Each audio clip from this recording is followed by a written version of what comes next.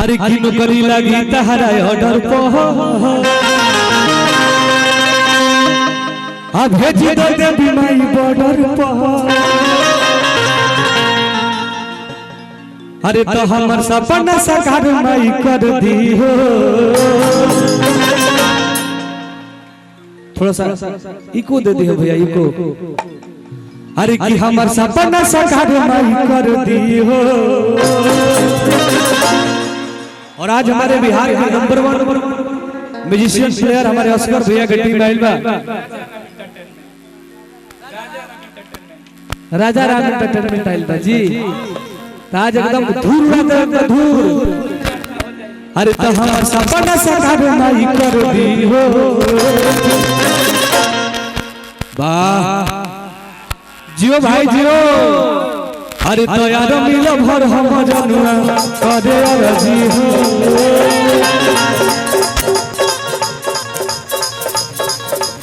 अरे मिलो भर हम जनुआ करे अरजी हो। हम पे चढ़ा देव रे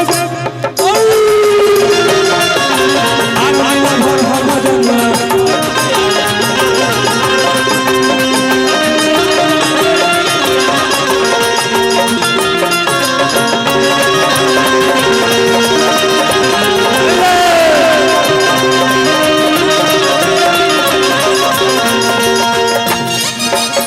नौकरी लगी तहरा ऑर्डर पर भेज दो देवी माई बॉर्डर पर।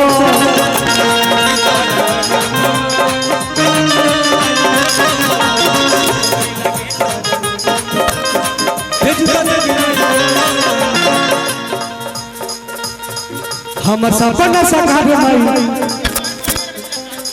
और हम चाहेंगे कि प्रिया सुहानी जी भी आप मंच पे आइए। हाँ आओ प्रिया सुहानी वाली बड़ी का जरे हमारे को गाना हिट भइल बा। जो रानी पर गुमान करता रे बेटा ओहो रानी रानी पर गुमान करता रे बेटा ओहो रानी पर। आइए आइए हाँ कुछ बोल दे। एक ऐसी वायरल जो खेसारी लाल यादव जी के गीत से वायरल हुई, आपको मालूम होगा साहब। कौन सा गाना था वो बाबू? ए राजा कहियो माहौल खा के मर जाई। सुन ले बड़ा जानू। एक बार जोरदार ताली प्रिया सुहानी जी खाती होके चाहिए हो भैया भागलपुर से। खूब जमेगा रंग आप में टुनटुन यादव और प्रिया सुहानी के संग। आप सभी लोग खुद से हट जाए, बिल्कुल हट जाए। लग जाएगा किसी को बिना मतलब का आप लोग हट जाइए। एकदम हटिए खुदा के पास से, बिल्कुल हट जाइए। लेकिन कहा था भैया बिल्कुल हट जाइए। सपना साकार माई कर दी हो। इधर बहुत आज मिलो भर हम जनुआ करे अरजी हो। देह पे चढ़ा दो देव रे आज मिलो भर हम जनुआ करे अरजी हो। देह पे चढ़ा दो देवी मैया अरजी हो। अरे बारी से गई हो।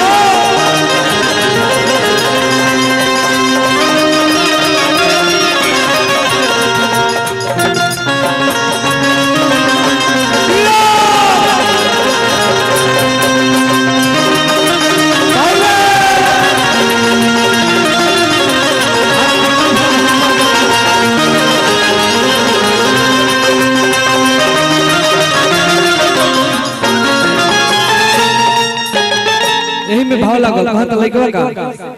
अरे कि जौना बोने आ हो भैया अरे किसी की ना डोले हो। अरे कि ताही बनवना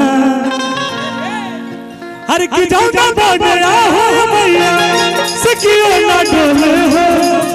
ताही बनवना कि भैया लावे नी बसरा हो। ताही बनवना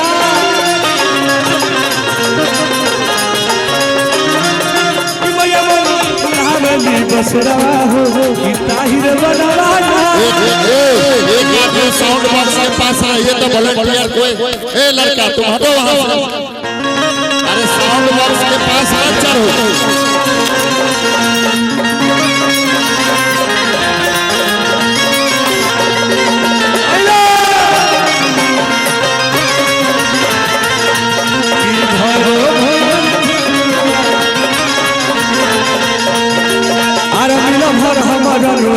करे अरजी हो देह पे जहां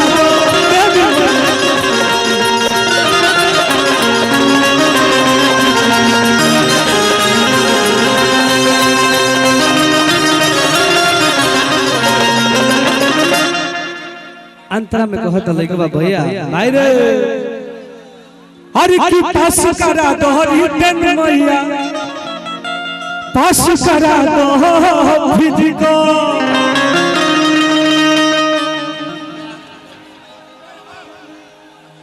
अब फिटू बड़े शरीर से मैया पास करा दो मेडिको आजा आजा भाई हो हर की पास करा दो मैया पास करा दो फिजी को फिटू बड़े शरीर से मैया पास करा दो मेडिको भैया भैया आओ राज करो रामायणी के भाव का भैया हो लइकवा कहता का इधर आ जा एकदम शांति बनी रहे के बा भाव बगाना के भैया सुनिए ना इस केबिन में भी भीड़ मत लगाइए फिर कलाकार को आने जाने में दिक्कत होगी। सब इसको खाली कराइए इसमें बहुत दिक्कत हो रही है। आगे भी खाली कराइए और इधर भी खाली कराइए। भाई भाई थोड़ा सा हटो ना हटो लइकवा कहता भैया नाल वाले भैया वही भाव में अरे की पास करा दोहरी टेन तू बड़े शरीर से मैया पास करा दो मेडिको हेलो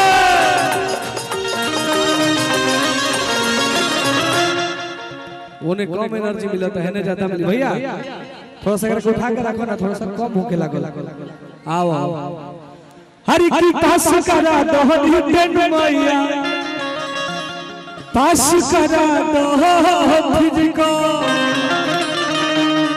अफिट बड़े शरीर से पास करा दो मेडिको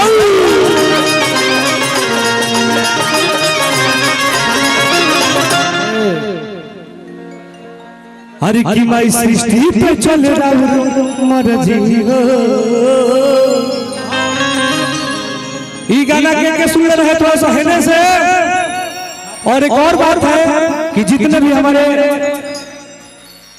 जनता जनार्दन आए हुए हैं और मैं बता दूं कि लग रहा है खेसारी भैया आ गए हैं भैया आवत रहे। अरे की भोजपुरी में सूचना जारी है अरे की ट्रेंडिंग स्टार खेसारी है भोजपुरी में सूचना जारी है जी। ना ना ना ना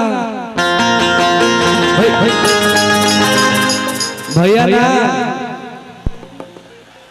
बिहार के भोजपुरी के नंबर 1 दो याद माही मनीषा जी मंच पे आ गए हैं। टुनटुन यादव की पूरी टीम की तरफ से आपको मस्ट वेलकम आपका बहुत बहुत स्वागत है।